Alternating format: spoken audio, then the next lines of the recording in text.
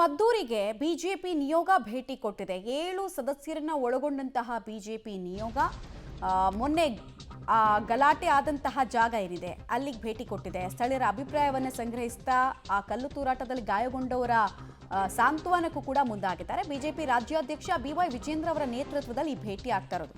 ಗಣೇಶ ವಿಸರ್ಜನೆಯಲ್ಲಿ ಕೂಡ ಭಾಗಿಯಾಗ್ತಾರೆ. ಅಂದರೆ ಒಂದೇ ಸಲಕ್ಕೆ ಎರಡೆರಡು ಕಾರ್ಯಕ್ರಮ ಇಟ್ಕೊಂಡಿದ್ದಾರೆ. ಮದ್ದೂರಿನ ಪರಿಸ್ಥಿತಿಯನ್ನು ಅವಲೋಕಿಸ್ತಾ ಇದ್ದೀವಿ. ರಾಜ್ಯದಲ್ಲಿ ಅಶಾಂತಿ ಸೃಷ್ಟಿಸುವಂತಹ ಕೆಲಸ ಆಗ್ತಿದೆ ಅಂತ ಇದೇ ವೇಳೆ ರಿಯಾಕ್ಷನ್ ಕೊಟ್ಟಿದ್ದಾರೆ. ಹಿಂದೂಗಳು ನೆಮ್ಮದಿಯಿಂದ ಹಬ್ಬವನ್ನು ಆಚರಿಸೋಕೆ ಆಗ್ತಾ ಇಲ್ಲ. ಇದು ಬಿಜೆಪಿ ರಾಜ್ಯಾಧ್ಯಕ್ಷ BY ವಿಜೇಂದ್ರ ಅವರ ಸ್ಟೇಟ್ಮೆಂಟ್. ಮಾಧ್ಯಮದ ಮಿತ್ರರಿಗೆ ತಿಳಿಸಿರುವ ಹಾಗೆ ನಾನು, ನಮ್ಮ ವಿರೋಧ ಪಕ್ಷದ ನಾಯಕರುಗಳು, ನಮ್ಮ ಶಾಸಕ ಮಿತ್ರರು ಒಂದು ತಂಡ ಮದ್ದೂರಿಗೆ ಇವತ್ತು ಭೇಟಿಯನ್ನು ನೀಡ್ತಾ ಇದ್ದೇವೆ. ಅಲ್ಲಿಯ ಪರಿಸ್ಥಿತಿಯ ಬಗ್ಗೆ ಒಂದು ಸತ್ಯಾಸತ್ಯತೆ ಬಗ್ಗೆ ತಿಳ್ಕೊಳ್ತಕ್ಕಂಥ ಪ್ರಯತ್ನವನ್ನು ಕೂಡ ಮಾಡ್ತೇವೆ. ಅಲ್ಲಿ ನಮ್ಮ ಹಿಂದೂ ಕಾರ್ಯಕರ್ತರಿಗೆ, ಹಿಂದೂ ಸಂಘಟನೆಗಳಿಗೆ ಒಂದು ಧೈರ್ಯ ಹೇಳುವಂಥ ಕೆಲಸವನ್ನು ಕೂಡ ನಾವು ಮಾಡ್ತೇವೆ. ಇದು ಅನಿವಾರ್ಯ ಪರಿಸ್ಥಿತಿಯು ಸೃಷ್ಟಿಯಾಗಿದೆ. ರಾಜ್ಯದಲ್ಲಿ ಇವತ್ತು ಅಶಾಂತಿ ಕದಡುವಂತಹ, ಶಾಂತಿಯನ್ನು ಕದಡುವಂಥ ಪರಿಸ್ಥಿತಿ ನಿರ್ಮಾಣ ಆಗಿದೆ ಅಂತ ಹೇಳಿದ್ರೆ ಇದಕ್ಕೆ ಸಂಪೂರ್ಣ ಹೊಣೆಯನ್ನು ರಾಜ್ಯ ಸರ್ಕಾರವೇ ಹೊರಬೇಕಾಗುತ್ತೆ.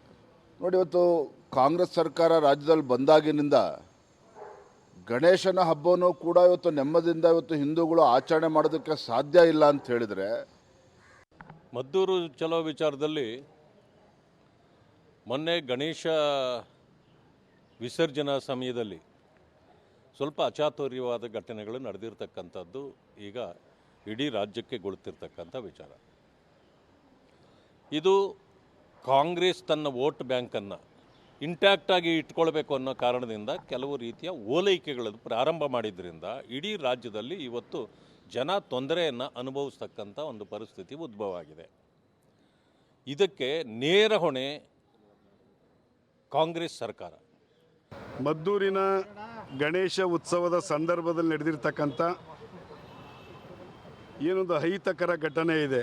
ವಿಶೇಷವಾಗಿ ಗಣೇಶನ ಉತ್ಸವದ ಸಂದರ್ಭದಲ್ಲಿ ಮೆರವಣಿಗೆ ಮೇಲೆ ಕಲ್ಲು ತೂರಾಟ ಮಾಡಿರ್ತಕ್ಕಂಥದ್ದು ಮತ್ತು ಪೊಲೀಸ್ನವರ ತುಂಬ ಅತಿಕ್ರಮ ಪ್ರವೇಶ ಮಾಡಿ ಗಣೇಶನನ್ನು ವಿಸರ್ಜನೆ ಮಾಡಿರ್ತಕ್ಕಂಥದ್ದು, ಅದಕ್ಕೆ ಪ್ರತಿಭಟನೆಯನ್ನು ವ್ಯಕ್ತಪಡಿಸಿದಾಗ ಪೊಲೀಸರು ಮಾಡಿರ್ತಕ್ಕಂಥ ಲಾಠಿ ಚಾರ್ಜಿನ ಬಗ್ಗೆ ಆಗಿರ್ಬೋದು, ಈ ಎಲ್ಲ ಘಟನೆಗಳ ಬಗ್ಗೆ ಭಾರತೀಯ ಜನತಾ ಪಾರ್ಟಿ ವತಿಯಿಂದ ಒಂದು ಫ್ಯಾಕ್ಟ್ ಫೈಂಡಿಂಗ್ ಕಮಿಟಿಯನ್ನು ನೇಮಕ ಮಾಡಿದೆ, ಸತ್ಯ ಶೋಧನಾ ಸಮಿತಿಯನ್ನು. ಅದಕ್ಕೆ ನನ್ನ ನೇತೃತ್ವದಲ್ಲಿ ಆ ಸಮಿತಿಯನ್ನು ರಾಜ್ಯಾಧ್ಯಕ್ಷರು ಕಾನ್ಸ್ಟಿಟ್ಯೂಟ್ ಮಾಡಿದರೆ, ಇವತ್ತು ನಾವು ನಮ್ಮ ಸಮಿತಿ ವತಿಯಿಂದ ಗಣೇಶನನ್ನು ಕೂರಿಸಿದಂಥ ಸ್ಥಳಕ್ಕೆ ಭೇಟಿಯನ್ನು ಕೊಡ್ತೀವಿ.